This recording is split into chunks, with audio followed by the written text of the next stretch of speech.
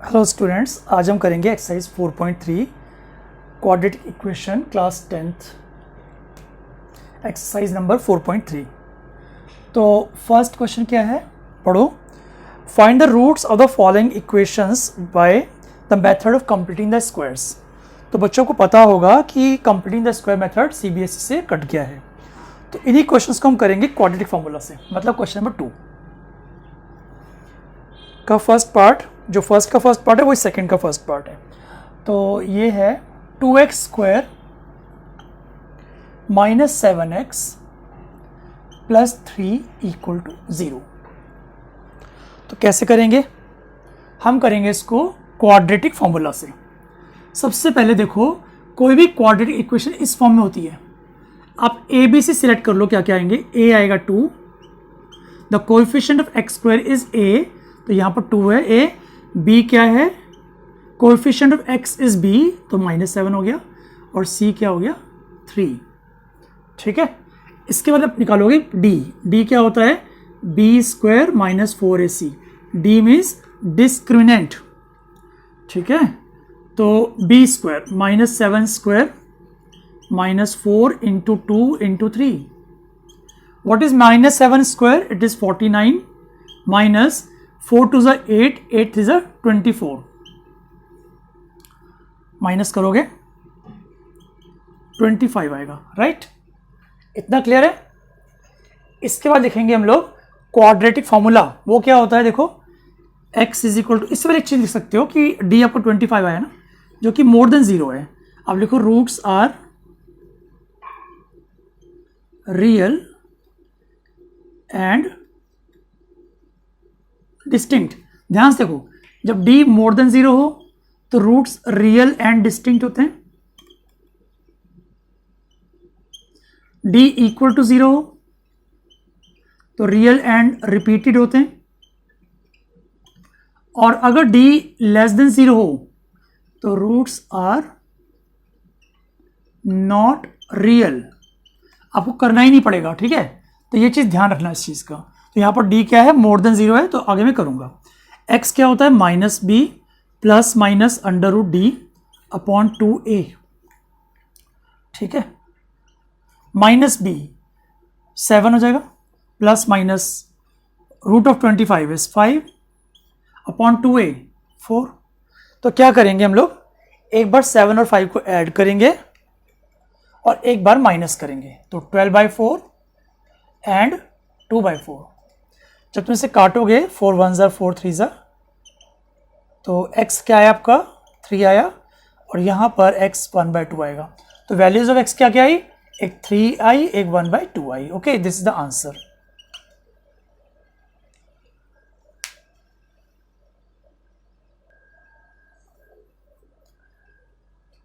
Second part इसका 2x square plus x minus 4 equal to 0। तो a क्या है, a 2 है, b आपका 1 है, और c क्या है, -4। पहले आप d निकालते हो हमेशा। d क्या होता है, b स्क्वायर माइनस 4ac, तो हो गया 1 स्क्वायर 1 हो गया -4। a क्या है 2 और c क्या है -4, तो ये आ जाएगा माइनस माइनस प्लस 4 2 ज़ा 8, 8 4 ज़ा 32। तो मुझे बताओ, क्या 33 0 से बड़ा है या छोटा है? ऑफ कोर्स 0 से बड़ा है। तो अगर d बड़ा होता है 0 से, तो क्या लिखते हो आप लोग, roots are real and distinct. अगर रूट्स रियल है तभी तो निकालोगे आगे। तो मैं कर रहा हूं, देखो x होगा -b plus minus under root D upon 2a, -b -1 plus minus under root D 33 upon 2a 4। तो इसका मतलब x की दो वैल्यूज मेरे पास आ गई हैं। कौन कौन सी आई, देखो। एक बार हम प्लस करेंगे रूट 33 को और डिवाइड बाय 4 करेंगे, और एक बार माइनस करके डिवाइड बाय 4 करोगे। ये आपका आंसर हो गया। अब करेंगे इसका थर्ड पार्ट।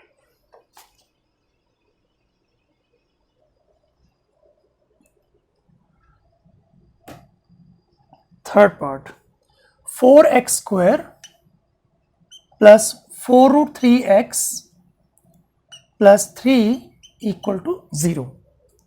तो a क्या है, a 4 है, b क्या है 4√3 और c 3। पहले क्या निकालते हो, d निकालते हो, b² माइनस 4ac, 4√3 का square minus 4 into a into C. What is 4√3 square? ध्यान से देखो, 4√3 को जब 4√3 से मल्टीप्लाई करते हो तो क्या आता है, देखो 4 4 ज़ा 16 एंड √3 इंटू √3 3 आ गया, तो 16 3 ज़ा 48 आ गया, ये 48 हो गया। और यहाँ देखो 4 4 ज़ा 16, 16 3 ज़ा 48, डी क्या आ गया 0। जब डी 0 होता है तो क्या कंडीशन आती है, roots are real and repeated, यानी कि इक्वल भी बोल सकते हो। अब x निकालेंगे, -b plus minus √d upon 2a, -b -4√3 plus minus 0 upon 2a 8। इसका मतलब क्या निकलता है, एक बार आपको 0 ऐड करना है, एक बार 0 सब्ट्रैक्ट करना है। तो जब ऐड करोगे -4√3 में 0 तो यही तो आएगा, और ऐसे ही जब सब्ट्रैक्ट करोगे तब भी यही आएगा। काटते हैं इसको, 4 1 ज़ा 4 2 ज़ा 4 1 ज़ा 4 2 ज़ा। तो यहाँ पर x की दो वैल्यूज आई, रिपीटेड वैल्यूज आई हैं, √3/2 एंड -√3/2, माइनस में दोनों वैल्यूज है, ठीक है। तो ये आपका आंसर आ गया।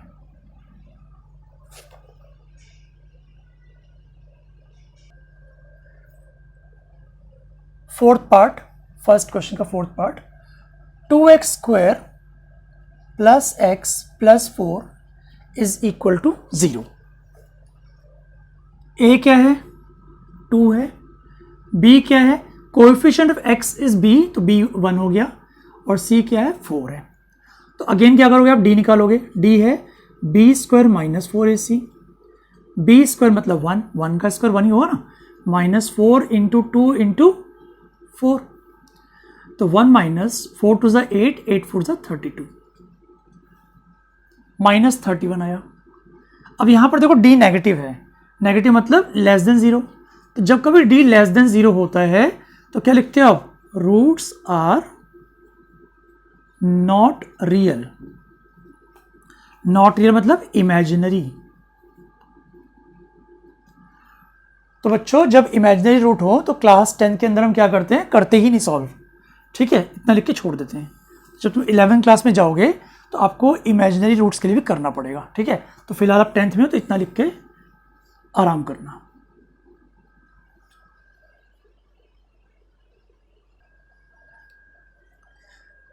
थर्ड क्वेश्चन का फर्स्ट पार्ट करेंगे। लिखा है find the roots of the following equations, x minus 1 upon x is equal to 3। यह लिखा हुआ है x not equal to 0, side में लिखा हुआ, ध्यान से देखना। इसका मतलब ये निकलता है कि x 0 नहीं हो सकता। देखो ना, अगर मैं 1 को 0 से डिवाइड कर दूं तो ये नॉट डिफाइंड होता है, इसलिए लिखा है, तो कंफ्यूज मत होना इससे बिल्कुल भी, आपको सिर्फ ये देखना है। करते हैं, पहले मैं LHS में LCM लूंगा, तो क्या आएगा देखो, ठीक है। इसके बाद मैं क्रॉस मल्टीप्लाई करूंगा, इसके बाद 3x को LHS में लेके आऊंगा, इसके बाद देखो a क्या है 1 है, b क्या है -3 और c -1, d निकालेंगे, d है b² माइनस 4ac, -3 का स्क्वायर -4 इंटू 1 इंटू -1, 9 प्लस 4 कितना होता है 13, d इज मोर देन 0, तो roots are real, roots are real.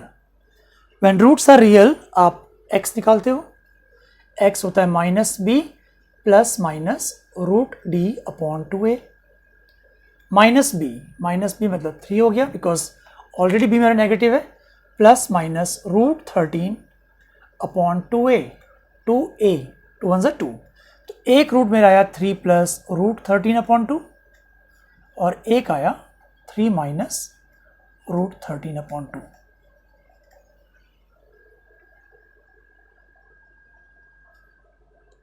Third question का second part,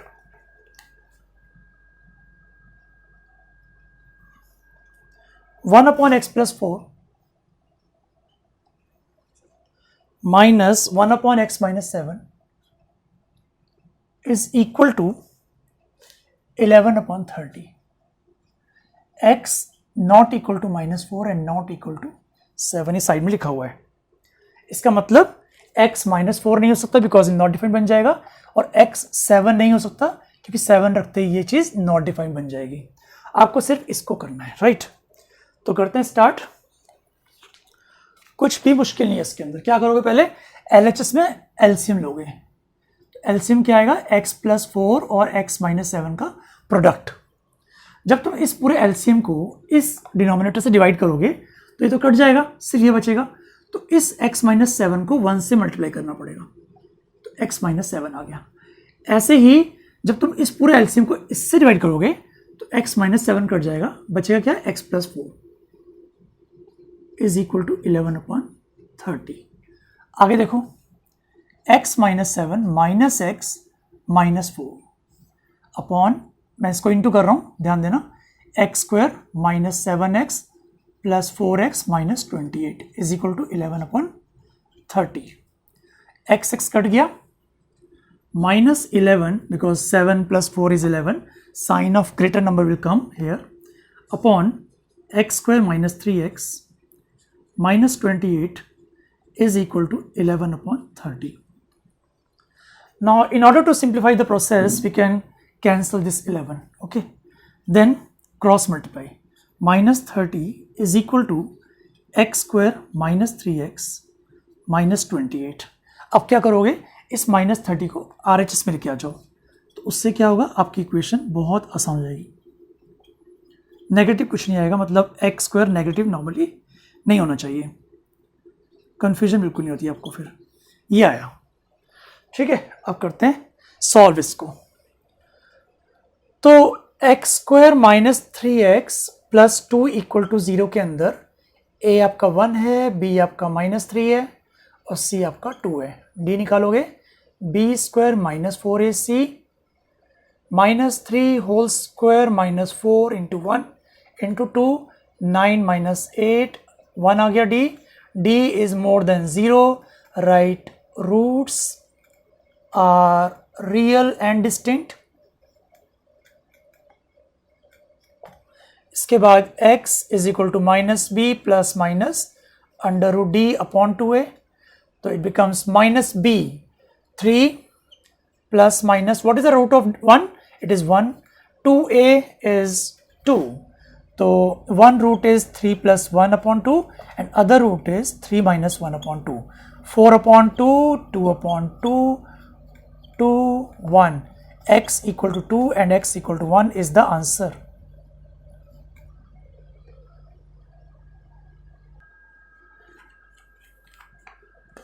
Fourth question. The sum of reciprocals of Rahman's age 3 years ago and 5 years from now is 1 upon 3. Find his present age. सबसे पहले आप लिखो let Rahman's present age is equal to x years. ध्यान से देखो, his age 3 years ago, right? His age 3 years ago.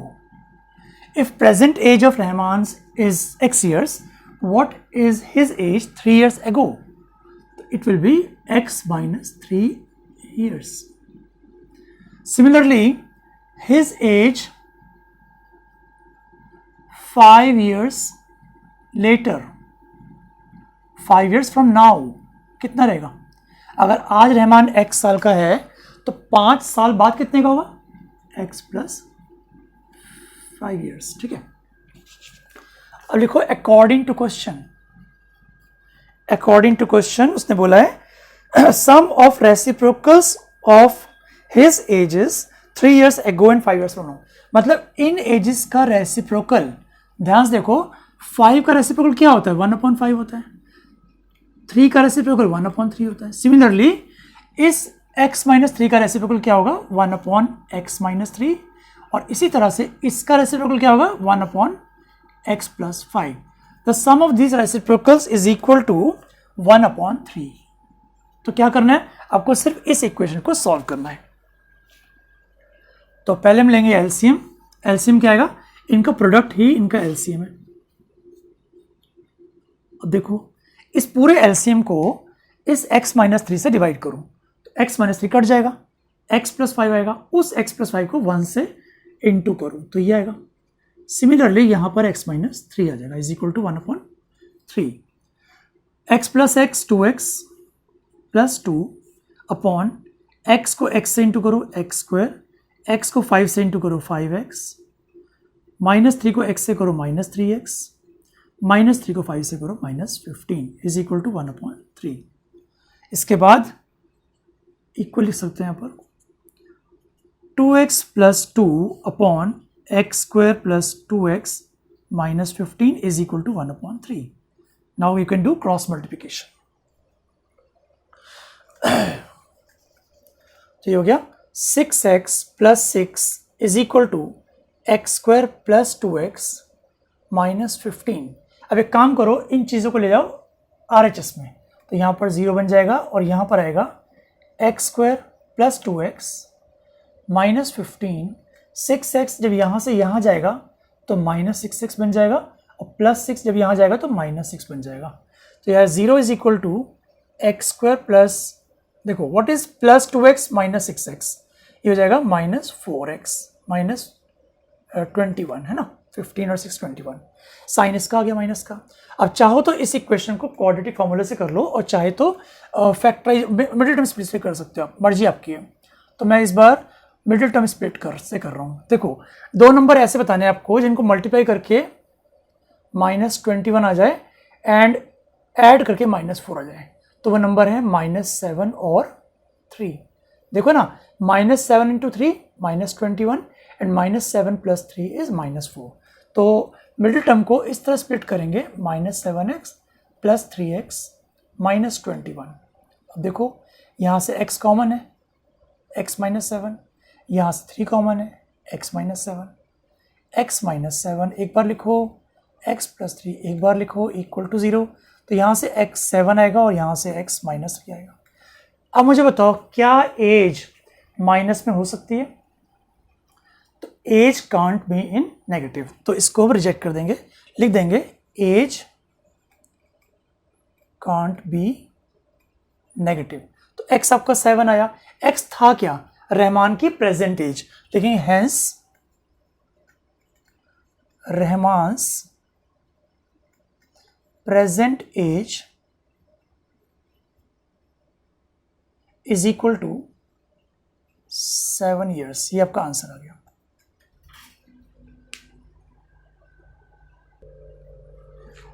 Next question है question number 5। In a class test, the sum of Shefali's marks in mathematics and English is 30. तो एक काम करो, assume कर लो, let the marks obtained by Shefali in mathematics is equal to x।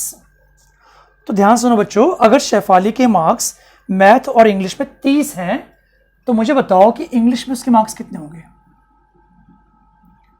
फिर से देखो, mathematics और इंग्लिश में मिला के 30 मार्क्स हैं, तो इंग्लिश में कितने होंगे, 30 - x। ठीक है, आगे पढ़ो। Had she got 2 marks more in mathematics, अगर ऐसा होता कि उसको मैथ में 2 मार्क्स एक्स्ट्रा मिलते, ये हो गया। अगर ऐसा होता, एज्यूम कर लो, एज्यूम दैट मैथ में इसके मार्क्स होते हैं x + 2 और इंग्लिश में 3 मार्क्स लेस, तो इंग्लिश के मार्क्स लिख दो यहां पर 3 मार्क्स लेस, तो 30 - x में से 3 और कम कर लो तो क्या आएगा, 27 - x। तो ये मार्क्स उसके मैथ के हैं और ये किसके हैं, इंग्लिश के हैं। आगे और पढ़ते हैं। The product of their marks would have been 210 according to question x + 2 × 27 - x is equal to 210। तो इस इक्वेशन को बहुत ध्यान से सॉल्व करेंगे।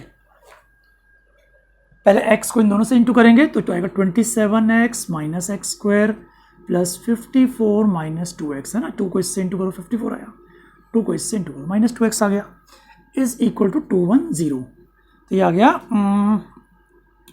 25x minus x square plus 54 is equal to 210। फिर से करो, minus x square plus 25x, 210 में से 54 माइनस करो। देखो ऐसे करना पड़ेगा ना, 54 माइनस 210 इक्वल टू 0। अब अगर मैं 210 में से 54 माइनस कर दूं तो क्या आएगा? 156 माइनस का, बिकॉज बड़ा नंबर ये है ना, minus x square plus 25x minus 156 is equal to 0। तो बच्चों कभी भी क्वाड्रेटिक इक्वेशन के अंदर जो फर्स्ट टर्म है नेगेटिव मत रखना, है ना, गलती के चांसेस बढ़ जाते हैं फिर। तो divide both the sides by -1। तो अगर मैं पूरी इक्वेशन को -1 से डिवाइड कर दूं तो क्या होगा? एक्स स्क्वायर तो बन जाएगा, ये मतलब माइनस एक्स स्क्वायर बन जाएगा पॉजिटिव एक्स स्क्वायर, ये बन जाएगा नेगेटिव और ये बन जाएगा पॉजिटिव। तो इस इक्वेशन को चाहो तो आप फैक्टराइजेशन से कर लो और चाहे आप क्वाड्रेटिक फॉर्मूला से कर लो। तो देखते हैं किससे हो पाएगा। दो नंबर ऐसे बताओ जिनको मल्टीप्लाई करके 25 आए और मल्टीप्लाई कर ऐड करके 25 आए। एक सेकेंड लिख देता हूँ, product is 156 and coefficient is -25। तो ऐसे कौन से नंबर हैं जिनको मल्टीप्लाई करके 156 आता है और ऐड करके -25 आता है? तो मुझे लगता है -13 और -12 ही होगा। हाँ ठीक है, तो लिखो -13x minus 12x plus 156 is equal to 0। यहाँ से x common, x minus 13 minus 12 x minus 13 is equal to 0। x minus 13 एक बार, x माइनस 12 एक बार इज इक्वल टू 0। तो यहाँ से जब इसको 0 करूँगा तो x मेरा 13 आएगा और जब इसको 0 करूँगा तो x क्या आएगा? 12 आएगा। इसका मतलब ये निकलता है कि x क्या था? x था मैथ के मार्क्स, तो मैथ के मार्क्स 13 भी हो सकते हैं और 12 भी हो सकते हैं। तो यहां पर इसकी एक्सप्लेनेशन है, हेंस मार्क्स इन मैथमेटिक्स या तो 12 है या फिर 13 है। तो अगर मैथ के मार्क्स 12 हैं तो इंग्लिश के कितने